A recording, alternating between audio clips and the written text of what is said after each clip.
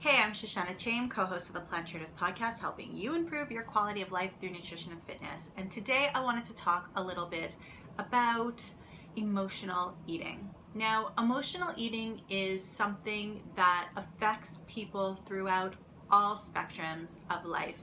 I know people who are high-powered CEOs who have emotional eating. I know people who are sick at home on welfare who have emotional eating. I know people who are 90 pounds and fit and who have emotional eating issues. And I know people who are 300 pounds who have emotional eating issues. And there are people in between as well. Emotional eating is something that I've dealt with for many years, and it's not something that I recognized earlier on in my life. I was a little bit heavier than I am now, but it was never to the point where I thought that I was really damaging myself or recognizing that I had emotional eating or trying to figure out why I was heavy, because I wasn't super heavy. I was just, I had a little bit of extra around at certain areas in my life. But now where I am today, I still find that emotional eating is something that affects me.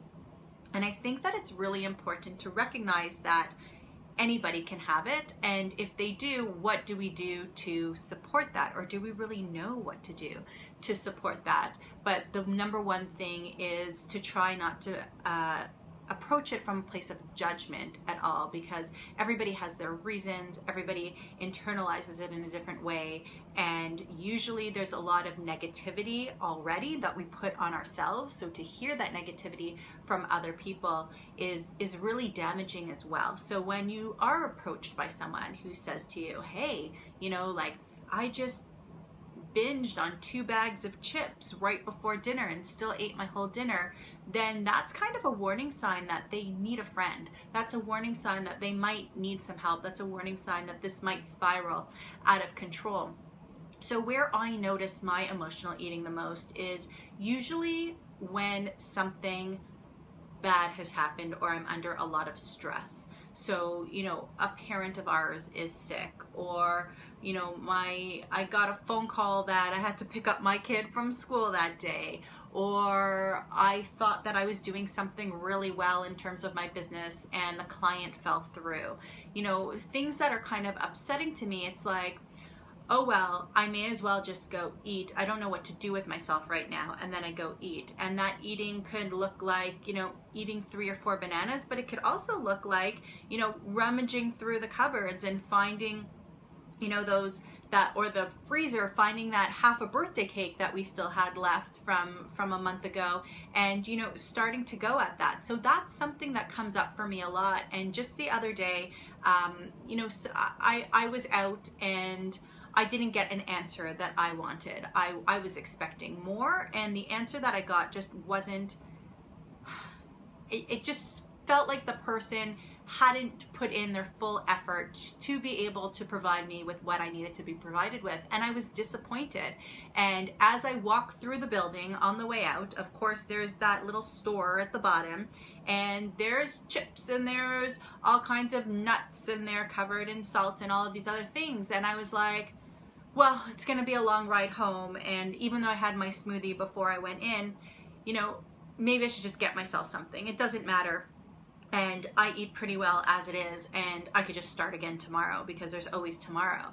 And that's the type of behavior that I have caught myself in time and time again, probably in the last 20 to 25 years.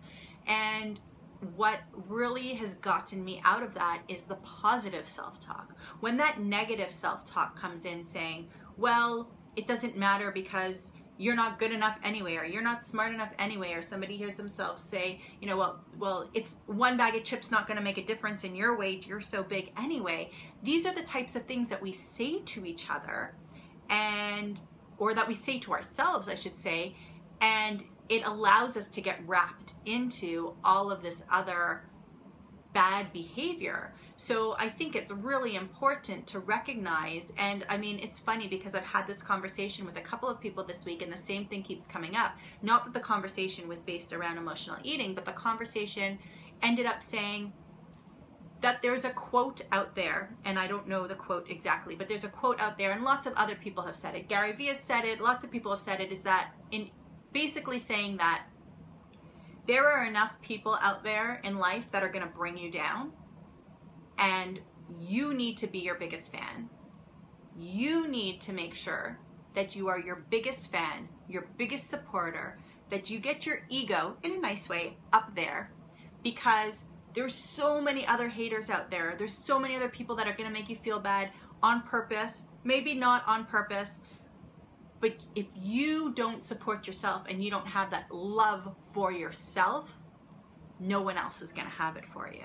And it's so important. And I just said to myself, you know what? No, I know what the reaction in my body is when I go and eat a bag of chips. So do I want that for myself? Do I want to give in to myself? And this is where my A-type personality came out. And it was like, do I want to give in to myself and eat that bag of chips when I know that I shouldn't, or it's something that I don't want to actually be eating? Because then I'm just going to say, you know, I'm in a time of weakness and I'm just going to succumb to that. It was my opportunity to be like, no way, bitches, I'm better than that. Oh, I'm going to have Adam put a little bleep over that. But, you know, I really talk to myself differently than I ever have before.